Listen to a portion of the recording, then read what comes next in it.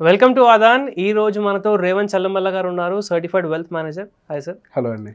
Sir, పుట్టినప్పటి నుంచి ప్రతి ఒక్కరు కూడా ఒక వెల్త్ బిల్డ్ చేయాలి, ఎంతో కొంత సేవ్ చేసుకోవాలి, ఒక మంచి హ్యాపీ లైఫ్ లీడ్ చేయాలనుకొని జాబ్ చేస్తారు, బిజినెస్ చేస్తారు, మెజారిటీగా జాబే చేస్తారు.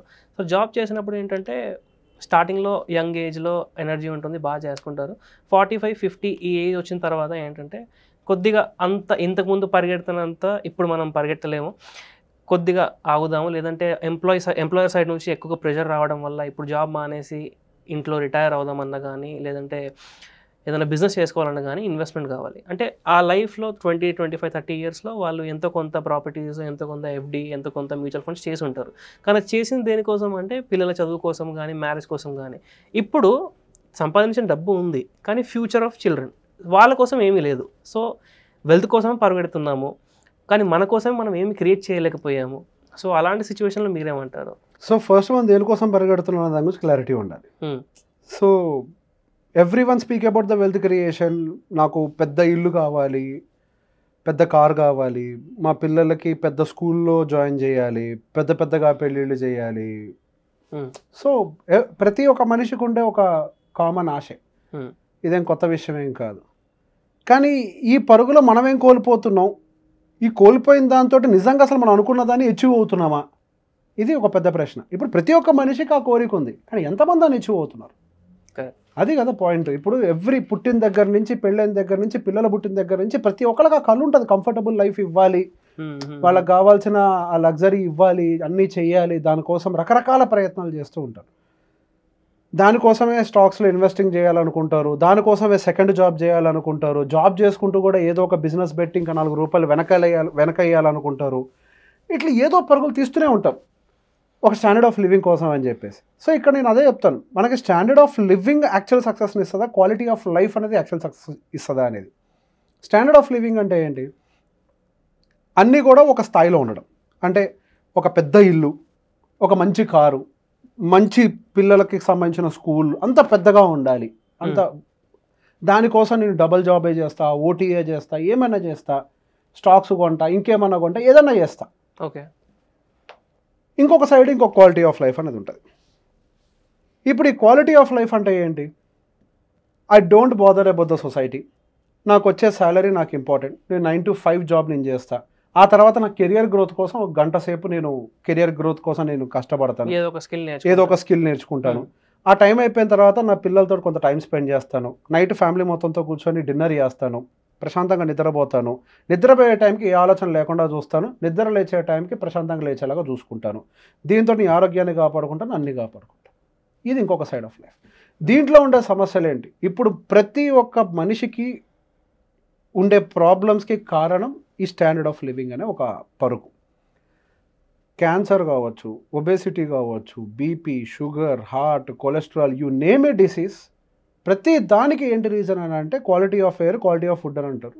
అది కొంతవరకు నిజమే, కానీ అన్నిటికీ major reason stress. Unnecessary stress, మనకి సంబంధం లేకుండా క్రియేట్ చేసే స్ట్రెస్. ఓకే. సో ఈ స్ట్రెస్ ఎందుకు క్రియేట్ అవుతుంది? ఈ స్టాండర్డ్ ఆఫ్ లివింగ్ని క్రియేట్ చేసే దాంట్లో భాగంగా అవతల బాస్ నుంచి ప్రెషర్ ఉన్నా, కంపెనీస్లో ఏమన్నా ఇంటర్నల్ పాలిటిక్స్ వల్ల ప్రెషర్ ఉన్నా, కనీసం మీరు జాబ్ చేంజ్ చేయాలి అని అనుకున్నా చేంజ్ కాలేని సిచ్యువేషన్లో ఉంటారు. ఒకవేళ ఇప్పుడు జాబ్ మారితే నా వెనకాల ఆల్రెడీ ఉన్న ఈఎంఐ గుర్తొస్తుంది.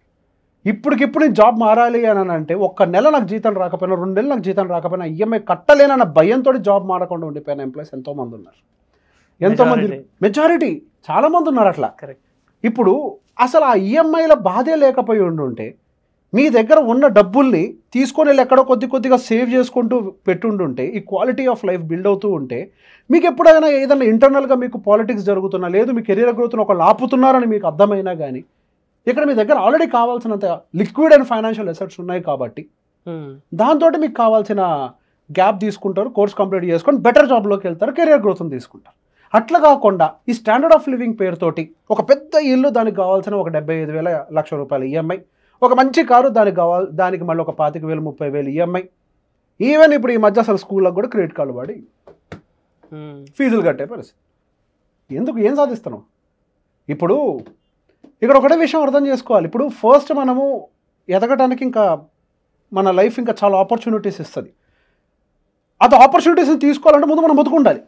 ఇదంతా మీరు ఎందుకు చేస్తున్నారు? సో కాల్డ్ ఏదో వెల్త్ని క్రియేట్ చేయాలి. అసలు వెల్త్ ఏంటి? మీరు బతుకుంటాం కదా.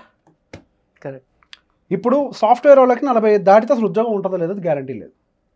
అసలు అవుట్డేటెడ్ అయిపోతారు. అసలు అప్పటికే వాళ్ళని పీల్చి పిప్పి చేసేస్తారు. వాళ్ళ దగ్గర ఇంకేం ఉండదు పాపం, జ్యూస్ అంతా అయిపోతుంది, ఇంకేం మిగలదు. అన్ని రకాలుగా వాళ్ళకి క్రష్ చేసి పడేస్తారు వాళ్ళని. ఎందుకు? ఓవర్లోడ్. శాలరీస్ కూడా చాలా ఇస్తారు ఆ టైంలో. అంత అదే హెల్తీగా ఉంటే మీరు 70 ఏళ్ళ దాకా వర్క్ చేయగలుగుతారు కదా. ఇక్కడ ఏది బ్లెస్సింగ్ అని అంటే 45 దాకా వర్క్ చేసి రిటైర్ అవ్వటమా, లేదా 70 దాకా వర్క్ చేయడం అని అంటే చచ్చేదాకా వర్క్ చేయడం బ్లెస్సింగ్ అని అంటాను నేను. ఓకే. వర్క్ దేనికోసం చేయాలనేది ఇక్కడ పాయింట్. బతకటం కోసం పని చేయాలా? బతకడానికి సరిపడే డబ్బులు పెట్టుకొని ప్యాషన్ కోసం పని చేయాలి. ప్యాషన్ కోసం పని చేస్తే బీపీ షుగర్ రాదు. బతకటం కోసం పని చేస్తే బీపీ షుగర్ వస్తుంది. బతకటం కోసం చేయాల్సిన సిచ్యువేషన్ ఎందుకు క్రియేట్ అవుతుంది అంటే స్టాండర్డ్ ఆఫ్ లివింగ్ ఇంకా పరిగెట్టడం. ఇక్కడ స్టాండర్డ్ ఆఫ్ లివింగ్ వాడేమో చూపించుకోవడం కోసం పెద్ద పెద్ద ఇల్లు అన్ని ఈఎంఐలో కొనుక్కుంటూ వెళ్తాడు. క్వాలిటీ ఆఫ్ లైఫ్ వాడేమో ఆయన చేసేలాడు నాకు అనవసరం, వాడు కొన్న ఇంట్లో నేను 25,000 రెంట్కి తీసుకొని ఉంటాను అంటాడు. వీడేమో 75 కడతాడు, వీడేమో 25 కడతాడు. వీడేమో పెద్ద కార్ అని అంటాడు, దానికి నెలకు ఒక 25,000 ఈఎంఐ కడతాను అంటాడు. మళ్ళీ దానికి మెయింటెనెన్స్ కింద డీజిల్ అయ్యి ఖర్చులు ఒక 10,000 పెడతాను అంటాడు. అసలు ఈ డ్రైవింగ్ గోలంతా నాకెందుకు, నేను కంఫర్టబుల్గా క్యాబ్లో వెళ్తా, మహా అయితే 5,000తో పోద్ది అంటాడు. ఈ పెద్ద పెద్ద స్కూల్స్ కోసం మా అమ్మాయిని ఇక్కడి నుంచి ఒక డైలీ 1 అవర్ పోను 1 అవర్ రాను, ఈ జర్నీ అంతా నాకెందుకు, ఇట్లా లెక్కేసుకుంటూ పోతే యావరేజ్గా నెలకి ఒక 60 గంటలు, సంవత్సరానికి ఎన్నో గంటలు, దాదాపు ఒక 1 మంత్ ట్రావెలింగ్లో లెగిసిపోతుంది. దాని బదులు కంఫర్టబుల్గా నా ఇంటి దగ్గర ఉండే ఒక స్కూల్లో నేను జాయిన్ చేసుకొని ఇంటి దగ్గర నేను నేర్పించుకుంటాను నా బిడ్డకు అని అనుకుంటాను. అదే 1 అవర్ నేను చేసుకుంటాను, అదే 1 అవర్ పని నేను చేసుకుంటాను, నా పిల్లలతో నేను స్పెండ్ చేసుకుంటాను అనుకుంటాను. ఏది బాగుంది వినటానికి? ఇప్పుడు వాడు సంపాదిస్తున్నాడు, వీడు సంపాదిస్తున్నాడు. వీడు కనీసం ఒక జాబ్ పోతే జీవితాన్ని ఎఫర్ట్ చేయలేడు. కరెక్ట్. ఇక్కడ వీడేమో ఈఎంఐలు కట్టుకుంటాడు, వీడేమో సేవింగ్స్ చేస్తాడు. I have seen so many people సొంత ఇల్లు లేకపోవచ్చు కానీ కావాల్సినంత ఫైనాన్షియల్ అసెట్స్ లిక్విడ్స్ని బిల్డ్ చేసి పెట్టుకున్న వాళ్ళు ఉన్నారు. సంవత్సరం జాబ్ లేకపోయినా they don't mind, they can effort it, they can take a break. అసలు బ్రేక్ అనే ఒక విషయాన్ని జనాలు ఆలోచించే సిచ్యువేషన్లో ఇప్పుడు ఉన్నారా? అసలు కళ కన్నా భయం వచ్చేస్తుంది. అవన్నీ మనం సినిమాలోనే చూస్తాం. లేదు, అసలు బ్రేక్ అనే ఛాన్సే లేదు. ఇప్పుడు సినిమాటిక్లో లైఫ్లో బతకాలి అని అంటే ఆ క్వాలిటీ ఆఫ్ లైఫ్ అనేది మీరు ప్లాన్ చేసుకోవాలి. ఇప్పుడు వీడేమో కెరియర్ గ్రోత్ కోసం కంటే టైం ఇచ్చుకోగలుగుతున్నాడు. మీరేం చేస్తున్నారని అంటే యాక్చువల్గా మీ కెరియర్ గ్రోత్ కోసం, మీరు అప్స్కేల్ అవ్వడం కోసం ఇన్వెస్ట్ చేయాల్సిన టైంని ఇంకొకరికి అమ్ముకుంటున్నారు ఈ అన్నెసరీ ఈఎంఐ పే చేయడం కోసం. ఏది మీ లైఫ్ని బిల్డ్ చేస్తుంది? So build a quality life. ఇద్దరికి 1,00,000 జీతం రావచ్చు కాక, వీడేమో ఈఎంఐలు కడతాడు, వీడేమో ఎస్ఐపీలు చేస్తాడు. వీడి దగ్గరేమో కావాల్సినంత డబ్బులు రెడీగా ఉంటే వీడి దగ్గర ఒక్కరోజు ఉద్యోగం అయినా కానీ ఎఫర్ట్ చేయలేని పరిస్థితి ఉంటుంది.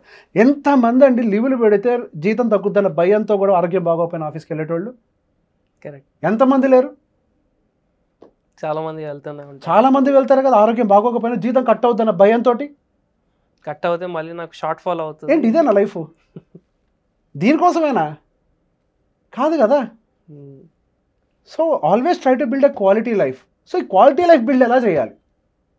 ఫస్ట్ కూర్చోండి, మీరు మీ స్పౌస్ కూర్చొని అసలు మన లైఫ్లో ఉండే ఈవెంట్స్ ఏంటో అడ్రస్ చేయండి, రాసుకోండి ఒక దగ్గర. ఏమేమి ఈవెంట్స్ ఉంటాయి? పిల్లలకు సంబంధించిన ఇంటర్ ఎడ్యుకేషన్ దగ్గర నుంచి క్వాలిటీ పెంచాల్సి వస్తుంది. యూజీ ఎడ్యుకేషన్, పీజీ ఉండొచ్చు, తర్వాత వాళ్ళకి ఏదన్నా పెళ్లి చేయొచ్చు, మనం ఒక ఇల్లు కొనుక్కోవాలి. ఇల్లు కూడా మనం ఎప్పుడు కొనుక్కోవాలి? ఇప్పుడు ఇల్లు కొనుక్కుంటే మనం ఇక్కడ ట్రాఫిక్ మధ్యలో ఉంటాము.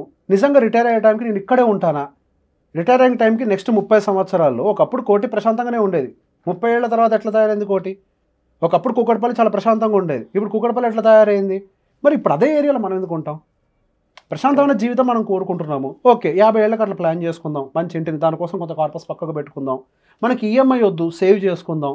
ఇంటి కాస్ట్ పెరుగుద్దా అంటే ఇల్లు పెరిగే దాంతో కంటే స్పీడ్గా పెరిగే ఇన్స్ట్రుమెంట్స్ మన దగ్గర ఉన్నాయి. రెగ్యులేటెడ్వి చాలా, మ్యూచువల్ ఫండ్స్ లాంటి రెగ్యులేటెడ్ ఎంటిటీస్ ఉన్నాయి, హైలీ రెగ్యులేటెడ్. సో ఇన్వెస్ట్ చేసుకుందాం, సేవ్ చేసుకుందాం. ఒక అజెండా రాసుకోండి, ఒక టైం ఫ్రేమ్ని పెట్టుకోండి, దీనికోసం ఇంత చేయాలి, అయిపోయింది. ఇప్పుడు ఒక నెల ఏమన్నా ఎస్ఐపి మిస్ అయిపోతే మీ ప్రాణం మీదకి ఏమైనా వస్తుందా? ఈఎంఐ మిస్ అయితే మాత్రం పీకల మీదకి వస్తుంది, అవునా కదా? ఆ పీక మీద కత్తి లాంటిది EMI. SIP CIBIL score, bounce ఛార్జీలు, అంతే కదా. అదేమో కత్తిలాగా ఉంటుంది, ఒక ఎస్ఐపి ఏమో పూలదండలాగా ఉంటుంది, మెత్తగా గుచ్చుకున్నా కానీ ఆ స్మెల్, ఆ ఫ్రేగ్రెన్స్, దాని కంఫర్ట్, దాని సుఖం వేరు. సేవింగ్స్ సుఖమే వేరు. ఈఎంఐలు ఎప్పుడు మెడలో ఉండే ఒక ఉరితాళ్ళగా ఉంటుంది, ప్రతిరోజు టెన్షనే, కొద్దిగా అటు కదిల్లా ఇటు కదిల్లా అయిపోతాం. సేవింగ్స్ అనేది ఆప్షన్ అనమాట, మనం చేయాలనుకున్నా వద్దనుకున్నా కానీ అది ఇండిపెండెంట్లీ మన decision. So that is the problem. ఇప్పుడు బేసిక్ ఏమైంది అని అంటే ఈఎంఐ అనేది మ్యాండేటరీ అయిపోయింది, సేవింగ్ అనేది ఆప్షనల్ అయిపోయింది. అలాంటి సినారియో ఉంది ఇప్పుడు. యాక్చువల్గా సేవింగ్స్ మ్యాండేటరీ అవ్వాలి, ఈఎంఐ ఆప్షనల్ అవ్వాలి. ఒకప్పుడు ఇల్లు కొనాలి అని అంటే ₹1,00,00,000 ఇంటికి ఒక 80 లక్షలు ఉంటే 20 తగ్గితే ఈఎంఐ తీసుకునేవాళ్ళు. తర్వాత ఒక 50కి వచ్చింది, తర్వాత ఒక 80%కి వచ్చింది. ఇప్పుడే డౌన్ పేమెంట్ కూడా పర్సనల్ లోన్ తీసుకుంటున్నాం. ఇప్పుడు అట్లా తీసుకుంటున్నామంటే యూఆర్ నాట్ ఎలిజిబుల్ అని కదా, you're not eligible to buy that. ఇప్పుడు ఈఎంఐ తీసుకోవడం తప్పు కాదు, మన దగ్గర డబ్బులు పెట్టుకొని ఈఎంఐ తీసుకోవాలి. మనం బెటర్గా ఇన్వెస్ట్ చేసి వాటి డబ్బులతో మనం కొనుక్కోవాలి, అది పద్ధతి. అంతేగాని ఈఎంఐ ఆప్షన్ ఎందుకు వచ్చింది? మీ గ్రోత్ని ఇది చేయడం కోసం. డౌన్ పేమెంట్ కూడా పర్సనల్ లోన్ తీసుకోవాలి. అట్లాంటి సిచ్యువేషన్లో ఉన్నామంటే we're not right for that. మనం సూటబుల్ కాదు. కార్ కొనొద్దంటే ఎస్ కొనాలి, ఈఎంఐలో కొనొద్దంటే ఈఎంఐలోనే కొనాలి, కానీ మన దగ్గర డబ్బులు పెట్టుకొని కొనాలి. ఒకవేళ ఈఎంఐకి అట్లాంటి సిచ్యువేషన్ వస్తే ఆ డబ్బులు తీసి కట్టేయగలగాలి. So plan for a quality life. First సంపాదించుకుందాం, ఫస్ట్ సేవింగ్స్ ఉండాలి, ఇన్వెస్ట్మెంట్స్ ఉండాలి, లిక్విడ్ అసెట్స్ ఉండాలి, ఫైనాన్షియల్ అసెట్స్ ఉండాలి, గ్రోయింగ్ అసెట్స్ ఉండాలి. ఇప్పుడు ఇనిషియల్ స్టేజ్లో ఉండే కంపెనీ ఎక్కువ పరుగులు పెట్టడానికి ట్రై చేస్తుంది, బాగా ఎదిగిపోయిన కంపెనీ నిదానంగా వెళ్ళడానికి ప్రయత్నిస్తుంది. మనం ఇప్పుడు ఎదగాల్సిన వాళ్ళం కదా, మరి పరుగులు పెట్టే దాంట్లో కదా మనం పెట్టుబడి పెట్టాల్సింది. కరెక్ట్. ఇనిషియల్ స్టేజ్లో సిఏజిఆర్ ఎక్కువ ఉండాలి కదా.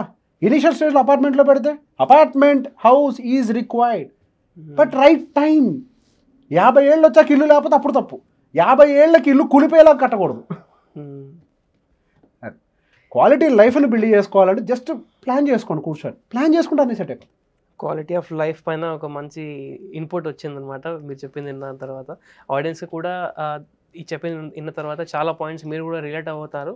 సో ఇలాంటి ఇంట్రెస్టింగ్ వీడియోస్ కోసం మన ఛానల్ చూస్తూ ఉండండి. Thank you sir. Thank you.